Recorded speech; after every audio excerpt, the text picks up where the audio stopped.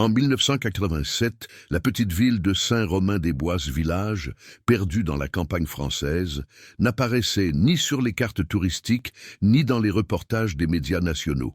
C'était un lieu aux habitudes bien ancrées. La cloche de l'église sonnait les heures, le café de la place fermait à 6 heures et école communale Jules Verne, c'était le cœur silencieux du plus vieux quartier.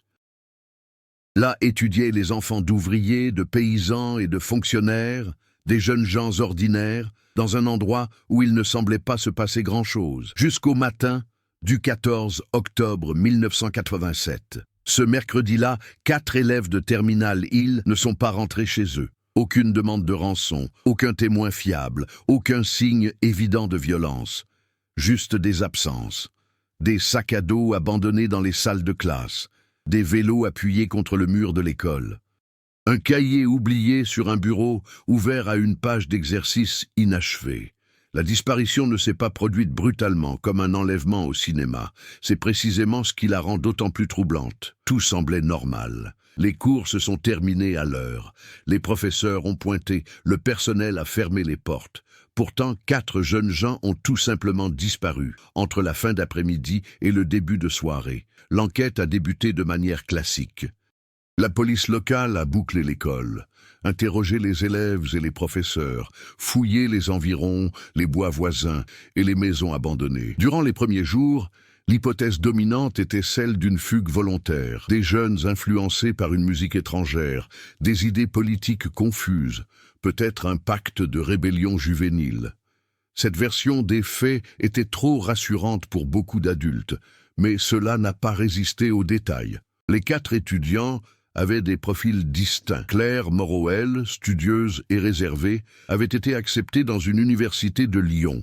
Julien Lefebvre, il travaillait à temps partiel avec son père et parlait de reprendre l'entreprise familiale. Élodie Martinel prenait soin de sa mère malade et sortait rarement seule. Thomas Renaud, même le plus agité, ne montrait aucune intention de disparaître. Rien parmi les affaires laissées sur place ne laissait présager une intention de fuite. Pas d'argent emporté, pas de valise faite, seulement des interruptions soudaines. Les semaines passèrent et l'affaire s'enlisa. La presse régionale se désintéressa du sujet.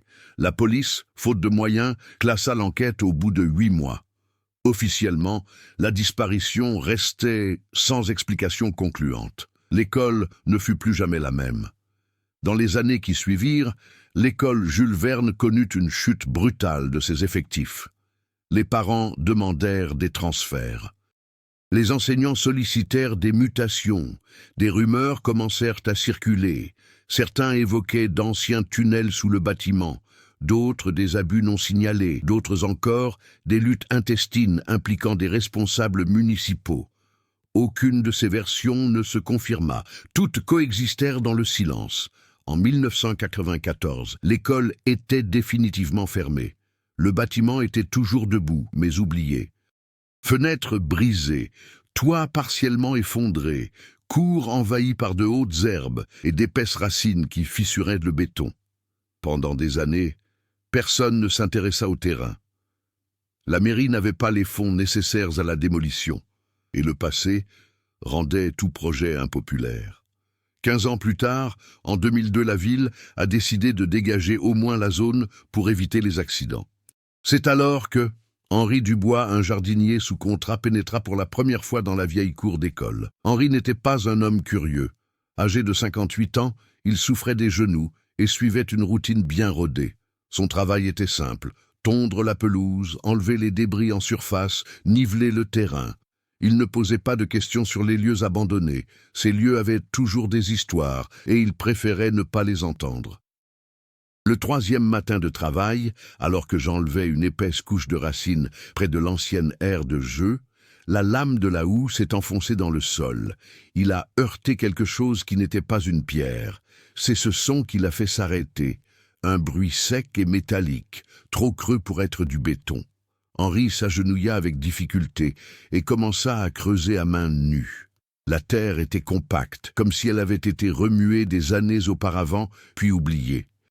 Peu à peu, une surface sombre apparut, recouverte de rouille et de boue durcie. C'était une ave, pas n'importe quel sac, mais un vieux sac rigide avec des fermoirs métalliques encore intactes. Complètement scellé, aucune identification visible. Enterré à environ 50 cm sous terre, précisément à l'endroit où les enfants avaient l'habitude de courir pendant la récréation.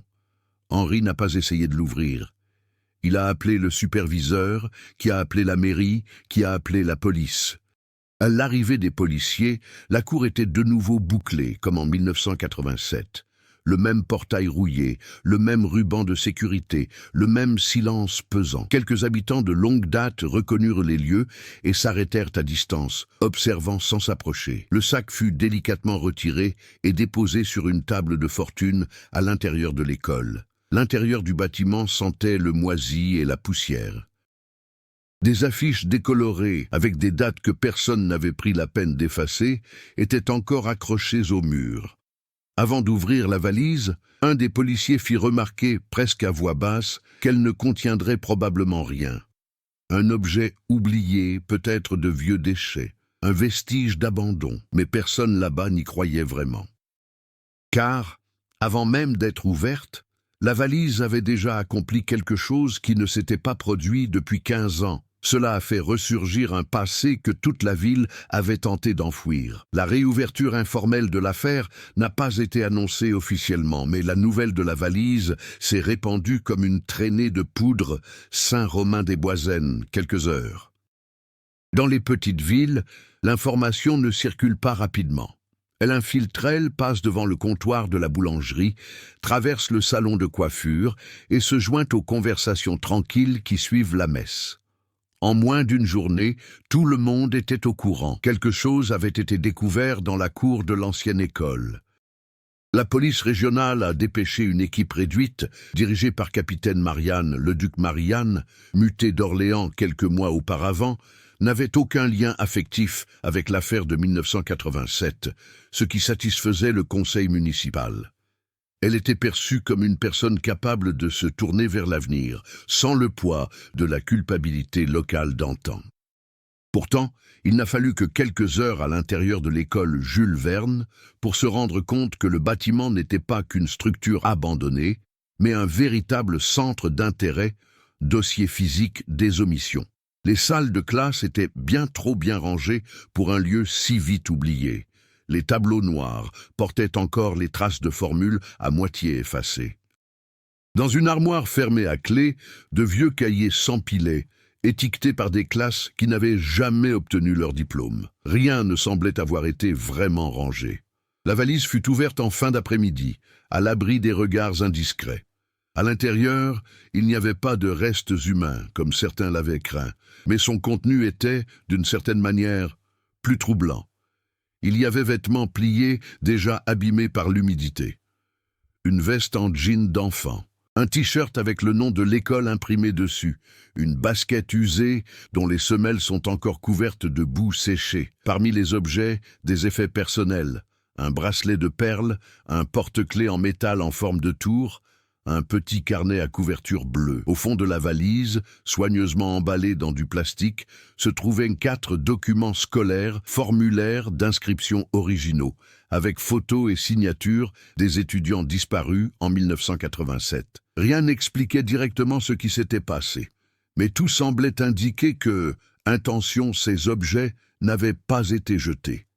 Ils avaient été conservés, préservés, cachés. Marianne a demandé la réactivation officielle de l'enquête. La première étape consista à réinterroger les personnes officiellement mises hors de cause par l'enquête initiale, des enseignants retraités, d'anciens employés municipaux, d'anciens riverains de l'école. Nombre d'entre eux feignirent la surprise. D'autres, un malaise difficile à dissimuler. Parmi les noms qui ont refait surface, il y avait celui de Jean-Pierre Rousselil, était le directeur de l'école, au moment des disparitions.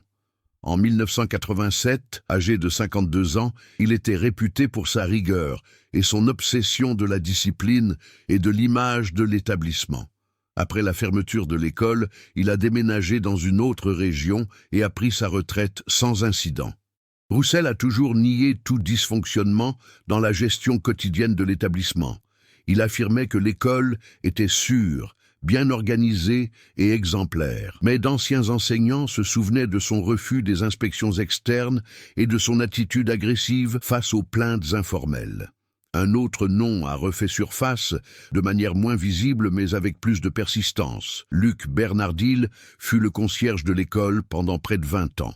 Homme discret, il était responsable de l'entretien du bâtiment, des entrées latérales et de la cour. En 1987, il fut l'un des derniers à quitter l'école le jour de la disparition. Luc n'a jamais été considéré comme suspect.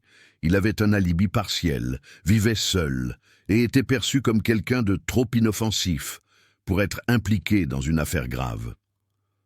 Après la fermeture de l'école, il a continué à travailler pour la ville dans d'autres bâtiments jusqu'à sa retraite pour invalidité. Marianne a demandé les anciens registres à la mairie et a remarqué quelque chose qui était passé inaperçu jusque-là. Aucun plan détaillé du sous-sol de l'école, c'était dans les archives. Seulement des plans sommaires. Aucune trace de travaux effectués après la construction initiale, réalisée peu après la Seconde Guerre mondiale. On a découvert que le terrain avait auparavant été utilisé comme zone de dépistage temporaire dans les années 1940. Rien d'illégal, rien de secret, mais les réformes ont été menées à la hâte à cette époque, et toutes n'ont pas été correctement documentées. Ces informations ont ravivé de vieilles rumeurs. Certains habitants se souvenaient vaguement de commentaires concernant des chambres fermées à clé et des entrées inutilisables. Rien de concret, juste des bribes de mémoire collective. Entre-temps, les familles des élèves disparus ont été informées de la découverte de la valise. Les réactions ont oscillé entre un espoir prudent et un épuisement émotionnel profond. Pour beaucoup, 15 ans n'avaient rien guéri, ils n'avaient fait qu'accentuer la douleur de l'absence. La mère de Claire Moreau refusa de se rendre au commissariat. Elle expliqua avoir déjà enterré sa fille sans corps. Le père de Julien Lefebvre, désormais veuf, se présenta le même jour, apportant des cartons contenant des documents et des lettres que la police n'avait jamais vus. Des détails insignifiants, négligés en 1987, car jugés insignifiants. Chaque nouveau témoignage ajoutait une couche à l'affaire, non pas de réponse, mais de complexité. Marianne comprit rapidement que le plus grand obstacle n'était pas le manque d'indices, mais plutôt tant les gens avaient vieilli, les souvenirs s'étaient déformés, et les versions rassurantes avaient été répétées tellement de fois qu'elles paraissaient vraies.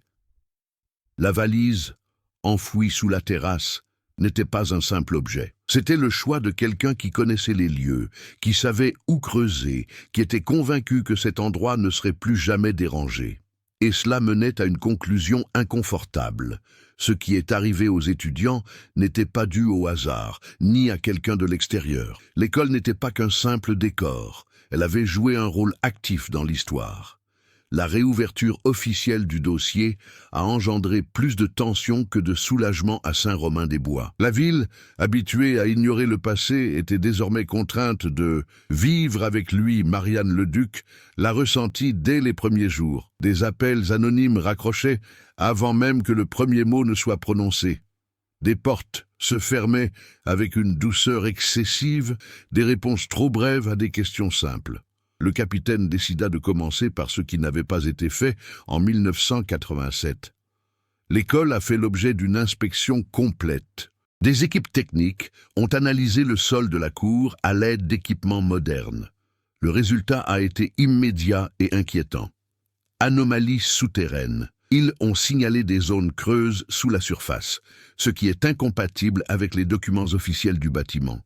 Des fouilles spécifiques ont révélé quelque chose que personne ne voulait nommer à voix haute. Un couloir étroit, était entouré d'un mur improvisé en vieux béton, contrairement au reste de la structure. Ce n'était pas un tunnel sophistiqué, mais un point d'accès fonctionnel, conçu pour permettre une circulation discrète entre deux ailes du bâtiment. Le couloir débouchait sur une pièce sans fenêtre. À l'intérieur, ni squelette, ni tache de sang, ni trace de lutte. Ce qui s'y trouvait était plus subtil et, pour Marianne, plus troublant. Des murs recouverts de couches successives de peinture, une bonde au milieu du sol. Décrochés rouillés près du plafond, arrachés à la hâte et mal dissimulés. C'était un espace qui était utilisé puis désactivé. La municipalité a réagi avec une prudence excessive. Elle a prétendu ignorer les changements, a évoqué d'anciennes rénovations et a rejeté la faute sur les administrations précédentes. Aucune explication n'a été étayée par des documents concrets. Marianne a sollicité des déclarations formelles auprès d'anciens employés. Nombre d'entre eux ont éludé la question. Certains ont affirmé ne se souvenir de rien de pertinent. D'autres se souvenaient plus ou moins, toujours de manière trop vague pour être utile. L'atmosphère a changé lorsque Luc Bernard a été appelé en renfort. Luc semblait avoir du mal à marcher et s'appuyait sur une canne. Il avait 70 ans et paraissait constamment fatigué. Lors de sa déposition, il répondit avec une politesse mécanique, comme quelqu'un qui avait reçu une formation pour « n'en dites pas plus que nécessaire ». Il a déclaré être responsable de la cour, des chambres et des clés. Il a admis l'existence de zones à accès restreints dans l'immeuble, mais a affirmé qu'elles étaient vétustes et inutilisées. Interrogé sur le couloir, il a déclaré ne jamais l'avoir emprunté. Marianne ne l'a pas confronté immédiatement. Elle a préféré observer les détails. La façon dont Luc évitait de regarder directement les vieilles photos de l'école, les hésitations excessives avant de répondre à des questions simples, le malaise évident dès qu'il était question du principal Roussel.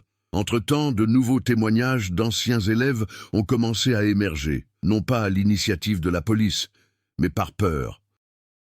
L'un d'eux a rapporté avoir vu, des années avant les disparitions, des camarades de classe appelés pour des tâches administratives en dehors des heures de cours. Un autre a mentionné des punitions infligées hors des salles de classe. Rien de tout cela ne suffisait à justifier une accusation formelle, mais mis bout à bout, les témoignages dressaient un tableau, modèle de contrôle et de silence. La tension monta d'un cran lorsqu'un détail de la valise fut enfin examiné de plus près. Des pages avaient été arrachées du carnet bleu qui s'y trouvait.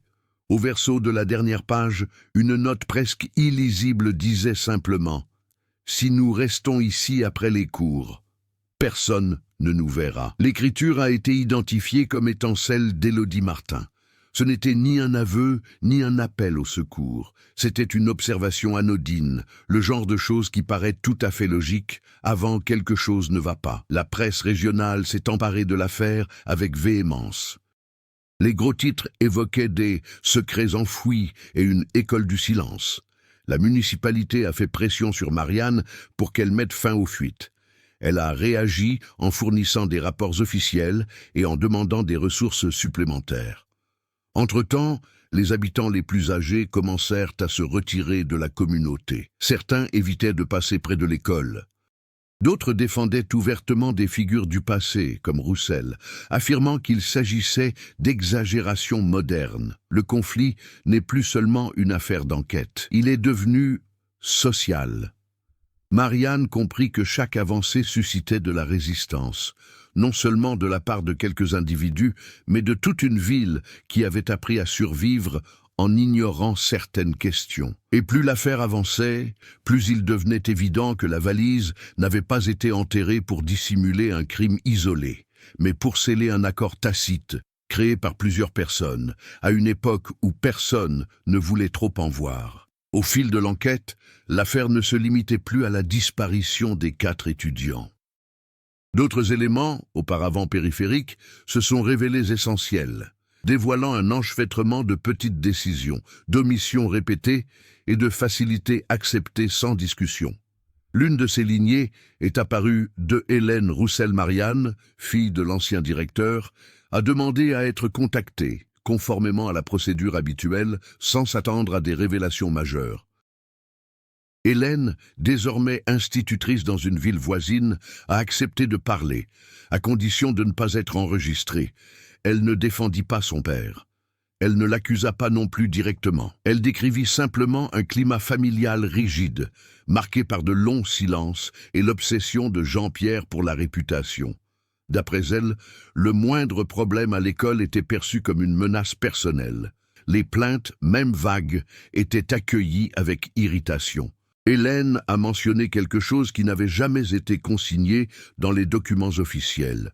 Une inspection imminente, l'inspection, prévue pour fin octobre 1987, n'avait rien d'exceptionnel. Elle devait évaluer les pratiques disciplinaires et l'utilisation des locaux scolaires. La disparition avait eu lieu 2 semaines auparavant. Ces informations n'ont rien prouvé, mais elles ont établi impression temporelle claire, et il a expliqué l'urgence de tout régler sans scandale.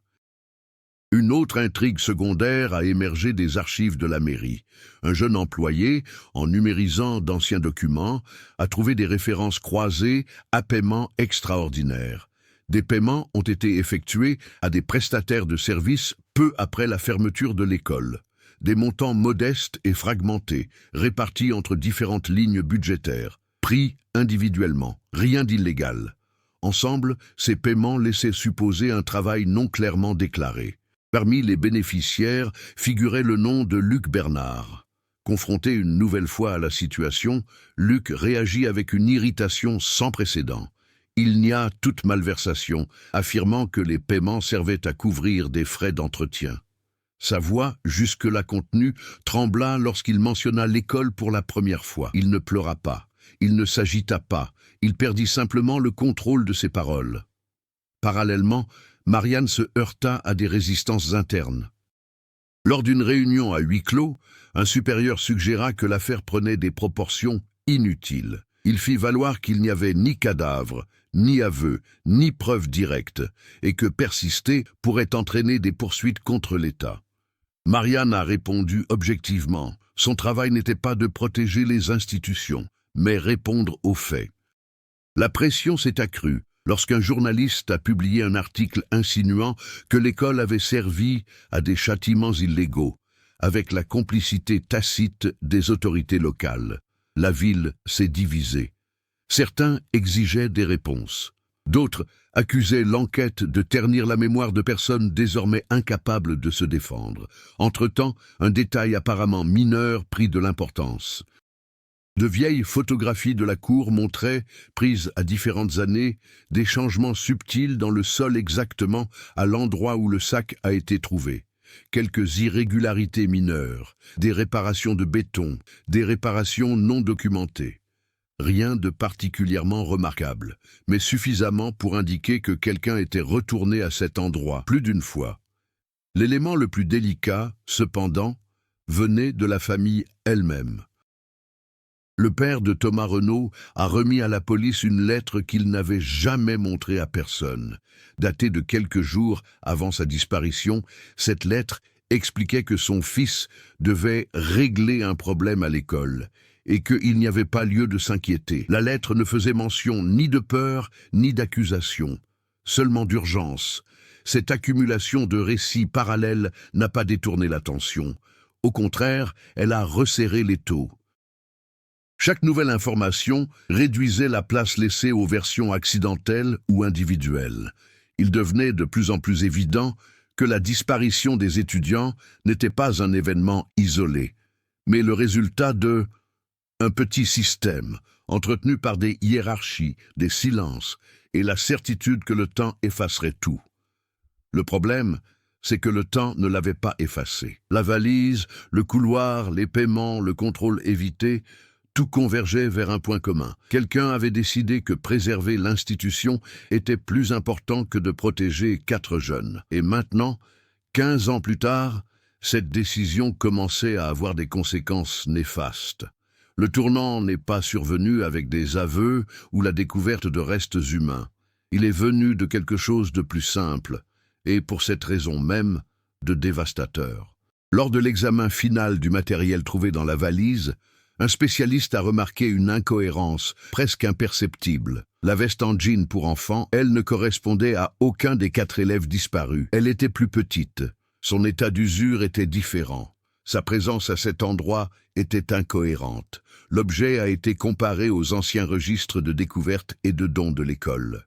Après 2 jours de recoupement des données, un nom est apparu qui n'avait jamais été lié à l'affaire de 1987. Mathieu Delon, une étudiante transférée en 1984, officiellement pour problèmes familiaux.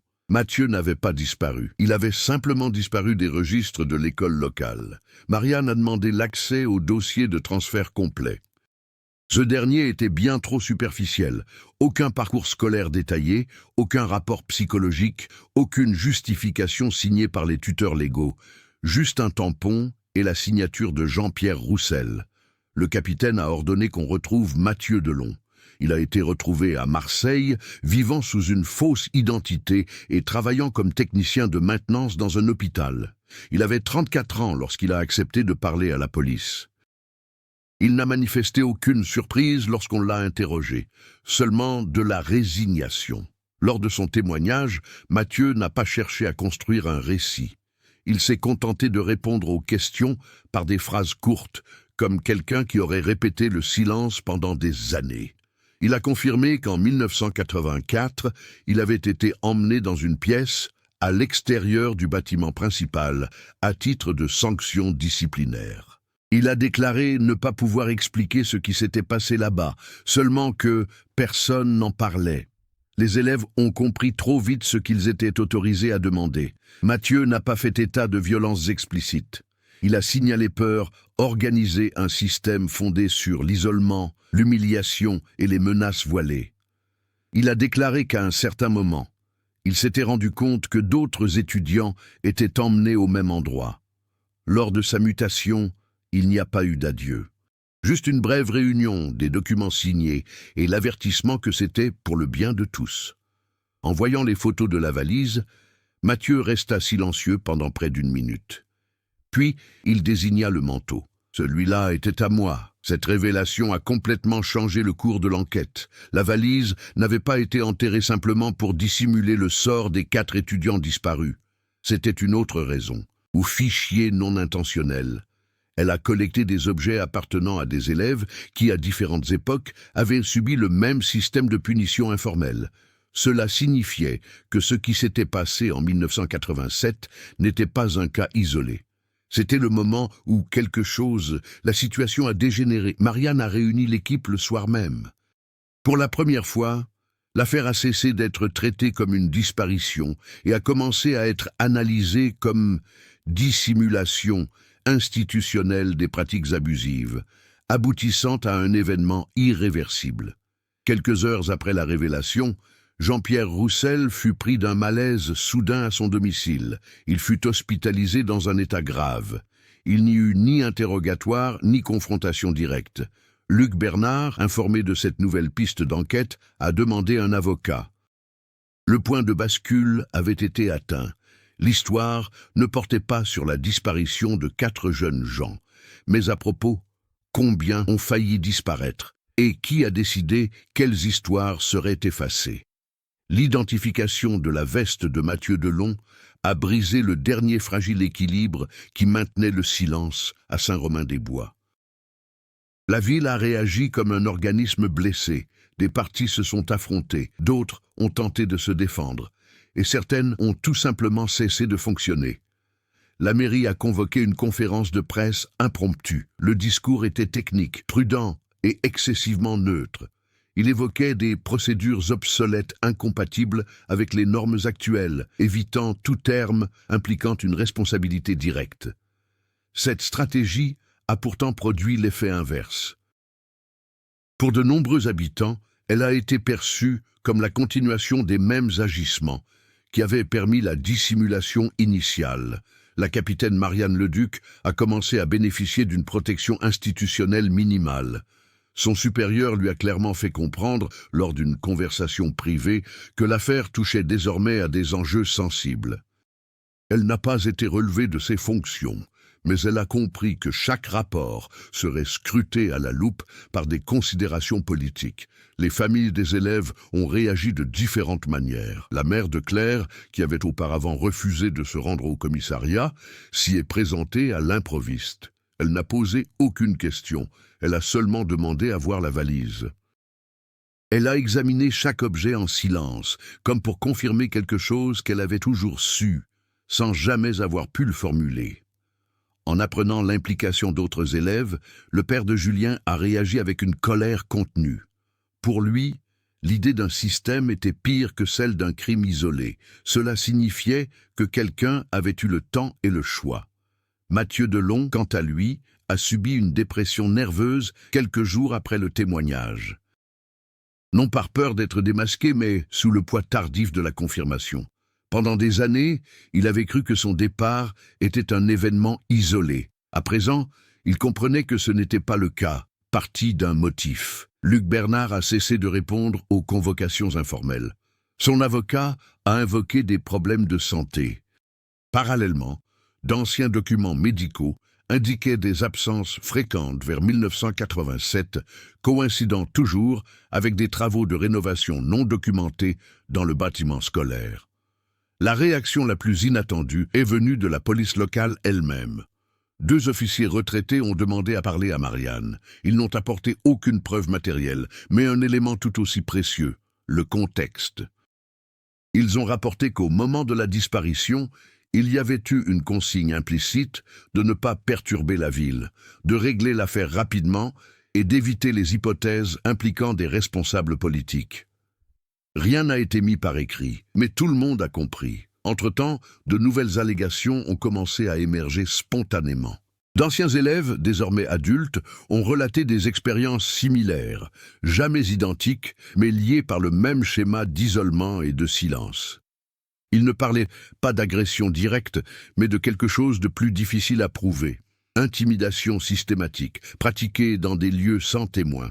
L'école cessa d'être perçue comme un simple décor du passé. Elle devint un symbole. Des bougies commencèrent à apparaître sur le portail rouillé. Quelqu'un accrocha de vieilles photos des élèves disparus à la clôture. Aucune ne fut retirée. La conséquence la plus importante, cependant, fut intérieure pour Marianne. Pour la première fois depuis le début de l'enquête, elle réalisa que peut-être il n'y avait pas de fin classique, pas de coupable unique, pas de scène finale concluante. Ce qui existait, c'était une série de petites décisions prises par des gens ordinaires, protégés par des structures qui récompensaient le silence. Et cela rendait toute résolution plus lente et plus dangereuse, car il ne s'agissait plus seulement de découvrir ce qui s'était passé en 1987. Il s'agissait de prendre une décision. Jusqu'où la ville était-elle prête à aller? Enfin regarder ce qu'il avait toujours évité. Marianne Leduc comprit que, pour faire avancer l'enquête, elle devait changer d'approche. Jusqu'alors, l'enquête s'était fondée sur les faits au fur et à mesure qu'ils apparaissaient. Objets, témoignages, documents oubliés. Désormais, cela ne suffisait plus. Le système qui avait permis la disparition des étudiants était trop complexe pour être démantelé avec de simples éléments de preuve isolés. Il était nécessaire mouvement de force. Elle a demandé une chose rarement faite dans les affaires anciennes, une reconstitution administrative du fonctionnement de l'école dans les années 1980. Elle ne recherchait pas d'événements précis, mais routine, qui a ouvert les portes, qui les a fermées, qui contrôlait les clés, les horaires, les accès et les exceptions. Le résultat fut révélateur. Les archives révélaient que Luc Bernard bénéficiait d'une autonomie inhabituelle. Non seulement il assurait la maintenance, mais il circulait librement dans tous les locaux, même en dehors des heures de travail. C'est lui qui accompagnait les élèves sortis de classe pour des missions spéciales, toujours avec l'autorisation verbale du directeur. Rien n'était jamais consigné par écrit. Marianne a commencé à interroger les anciens employés en leur posant des questions objectives, sans accusation directe. Elle ne leur a pas demandé de souvenirs émotionnels, mais des descriptions pratiques. Où étiez-vous? Qui a remis la clé? Qui a demandé qu'il ne soit pas enregistré peu à peu? Le schéma se répéta. Personne ne semblait avoir pris de décision de son propre chef. Chacun avait agi selon sa propre volonté. Un petit détour, une porte ouverte en dehors des heures de bureau, un rapport incomplet, un commentaire ignoré. La croissance la plus visible, cependant, était d'ordre personnel. Marianne cessa de chercher le coupable idéal et commença à en construire un point carte des responsabilités. Je savais que cela ne ferait pas les gros titres, mais cela étayerait notre argumentation juridique. C'était un travail long, technique, presque ingrat, et précisément pour cette raison efficace. Luc Bernard fut de nouveau convoqué, cette fois-ci, sur la base de contradictions objectives. Il n'y eut aucune confrontation émotionnelle, uniquement des faits, des horaires qui ne concordaient pas, des signatures répétées, des travaux de rénovation payés sans autorisation officielle. Luc n'a pas avoué, mais, pour la première fois, il n'a pas tout nié. Il a simplement déclaré qu'il obéissait aux ordres, et qu'il n'était pas le seul. Cette phrase, prononcée sans emphase, a changé le ton de la situation. Non pas qu'elle expliquât quoi que ce soit, mais parce qu'elle reconnaissait l'existence d'un enchaînement d'événements. Entre-temps, les membres de la famille ont commencé à agir de concert. Auparavant isolés par le chagrin, ils se sont organisés pour exiger des réponses collectives. Ils ne cherchaient pas à se venger. Ils cherchaient à obtenir reconnaissance officielle que leurs enfants n'avaient pas tout simplement disparu. Après des semaines de silence, Mathieu Delon a de nouveau parlé à Marianne. Il n'a apporté aucune information factuelle nouvelle, mais quelque chose d'aussi important, sa volonté de témoigner publiquement. Il a dit que s'il avait parlé plus tôt, rien n'aurait peut-être changé, mais qu'à présent, il ne voulait plus se taire. Cette décision a eu un effet domino. D'autres anciens élèves ont accepté de faire des déclarations officielles, même en sachant qu'il n'y aurait peut-être jamais de condamnation directe. La croissance ne s'est pas limitée à la recherche, mais s'est également manifestée dans courage collectif. Marianne comprit alors que surmonter cette affaire ne signifiait pas la résoudre parfaitement. Il s'agissait de rendre impossible son étouffement. Et pour la première fois depuis 1987, Saint-Romain-des-Bois a commencé à changer, non pas parce qu'elle le voulait, mais pourquoi je ne pouvais plus faire comme si de rien n'était. L'enquête entra dans sa phase la plus délicate, lorsque Marianne officialisa ce qui s'était construit en silence jusque-là. L'école ne serait plus considérée comme un simple lieu de disparition, mais comme espace pour les pratiques systématiques non enregistrées, appuyé par une chaîne administrative. Ce cadre a tout changé. Le parquet régional a repris l'affaire. Des auditeurs ont été dépêchés pour examiner les décisions prises par la municipalité entre 1985 et 1990. Pour la première fois, des documents qui circulaient jusque-là uniquement en interne ont commencé à être confrontés à des témoignages officiels. L'urgence de la situation est devenue criante dès la sortie de Jean-Pierre Roussel de l'hôpital. Sa santé était fragile et les médecins étaient formels. Un nouvel interrogatoire exigerait rapidité et prudence. S'il venait à mourir, un maillon essentiel de la chaîne de commandement serait perdu à jamais. Marianne a demandé la permission d'entendre son témoignage à son domicile. Entre-temps, Luc Bernard a été officiellement inculpé pour dissimulation de preuves et fraude administrative, non pas à cause de la disparition elle-même, qui reste impossible à prouver, mais à cause de quelque chose de plus concret, des rénovations effectuées sans enregistrement, des manipulations d'accès et la destruction partielle de fichiers. Luc a répondu en demandant un accord. Il n'a pas immédiatement cité de nom, mais a fourni le contexte. Il a expliqué que, dans les années 1980, l'école fonctionnait selon sa propre logique. Les problèmes se réglaient en interne. Les conflits ne pouvaient pas remonter jusqu'à l'inspection. Les élèves jugés instables étaient écartés des interactions régulières, non par la violence ouverte, mais par un isolement progressif. Ils ne se voyaient pas comme un exécutant, mais comme engrenage. Pendant que ces négociations progressaient, le bâtiment scolaire fit l'objet d'une nouvelle fouille. Non pas à la recherche de corps, mais de traces administratives, armoires scellées, cartons oubliés, cloisons factices. Dans une pièce qui avait auparavant servi de débarras, les techniciens découvrirent quelque chose de simple et de concluant. Un livre de contrôle des clés, jamais remis à la police en 1987. Le registre consignait les absences en dehors des heures de classe, les jours précédant la disparition des élèves. Elles étaient toujours signées de la même main. Ce n'était ni celle de Luc, ni celle des professeurs. Errata de Jean-Pierre Roussel. Le parquet a programmé l'interrogatoire pour 2 jours plus tard. La ville le sentait. Les commerces fermèrent plus tôt. L'ancien bâtiment scolaire était de nouveau entouré de curieux, non pas dans un climat de deuil, mais d'attente. Pour la première fois, on sentait concrètement que quelque chose allait se produire, casser. Marianne a examiné chaque détail. Elle ne cherchait pas une confession émouvante. Elle cherchait un aveu minimal, suffisant pour officialiser légalement ce que tout le monde savait déjà. La veille de l'interrogatoire, elle a reçu un bref appel non identifié. À l'autre bout du fil, une voix masculine a simplement dit « S'il parle, ce ne sera pas comme vous l'imaginez. » La communication a été coupée avant qu'elle puisse répondre. Ce n'était pas une menace directe, c'était un avertissement. Et cela confirma ce que Marianne soupçonnait déjà. Le dénouement de cette affaire ne se ferait pas sous la forme d'une justice pleine et entière, mais sous celle d'une vérité imparfaite capable de tout changer, et pourtant de laisser des plaies ouvertes. L'interrogatoire de Jean-Pierre Roussel eut lieu par un matin gris, à son domicile en périphérie de Tours. Pas de sirène, pas de journalistes. Juste 2 véhicules officiels garés discrètement et le tic-tac incessant d'une vieille horloge dans le salon. Roussel paraissait plus petit que sur les photos d'archives.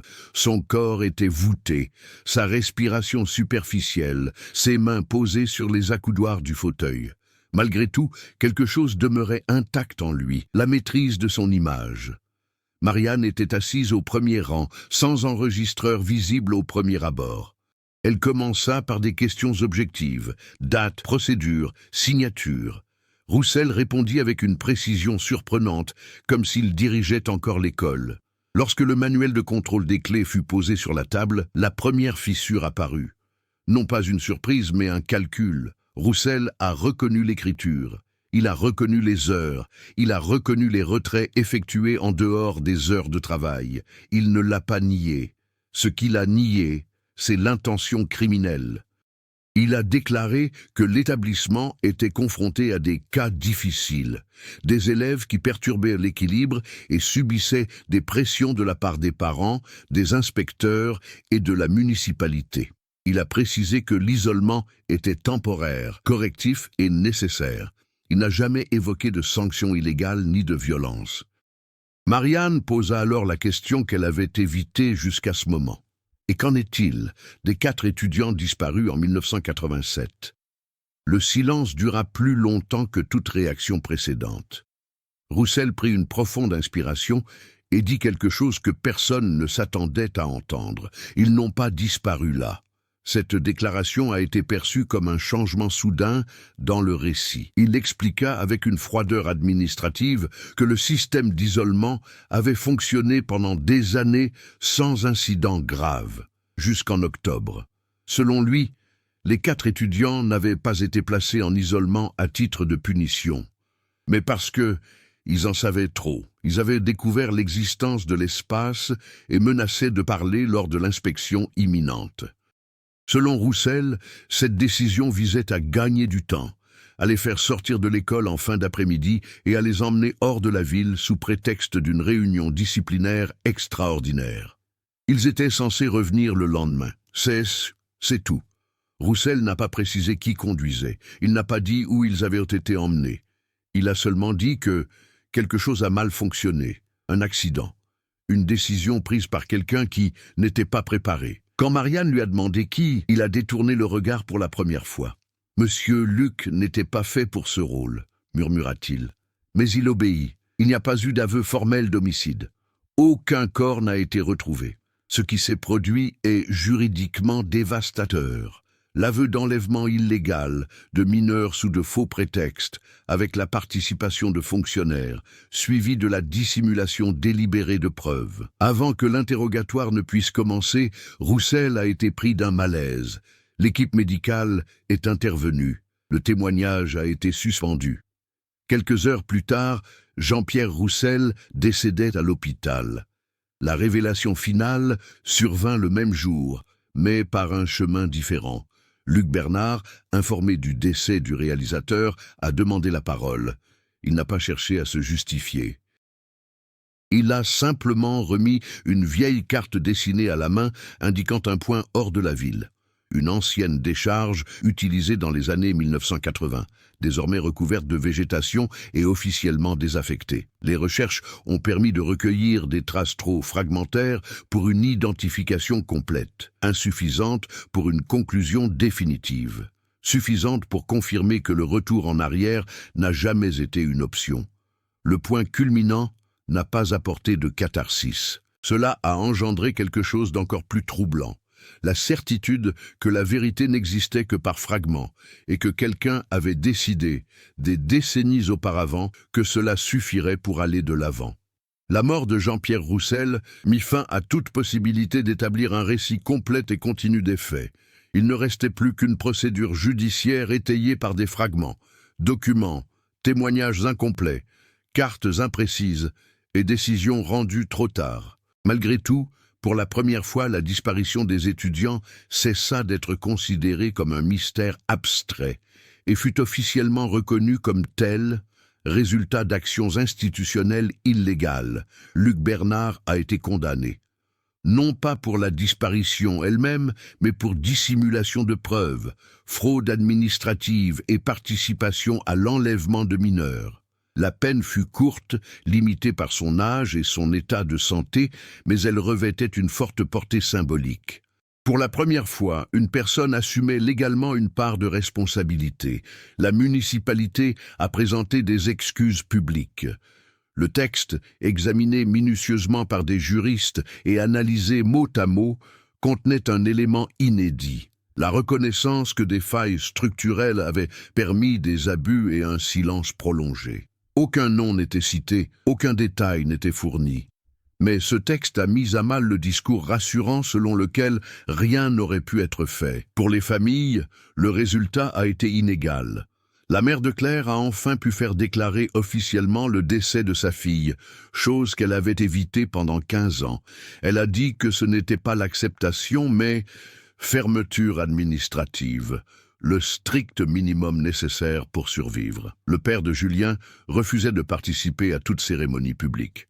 Pour lui, la vérité était arrivée trop tard pour avoir une quelconque valeur réparatrice.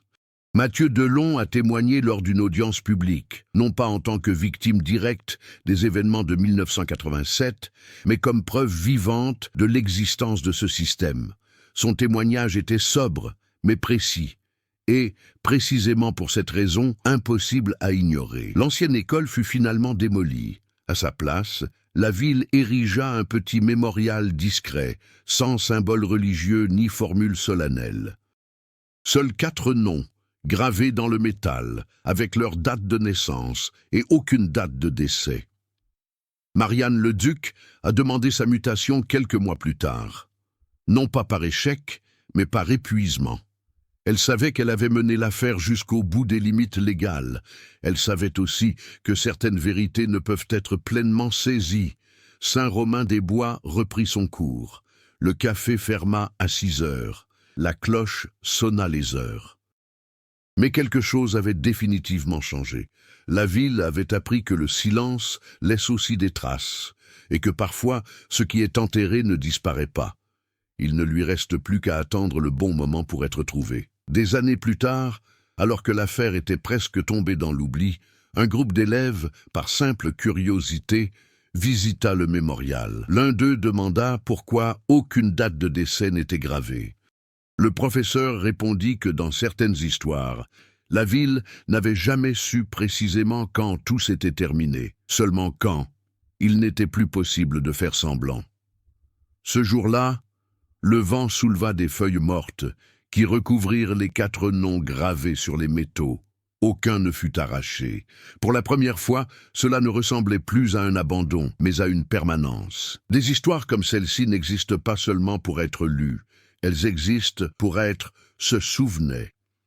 Si cette histoire vous a amené à réfléchir au silence, à la responsabilité ou au choix qui façonnent des vies entières, partagez votre point de vue dans les commentaires.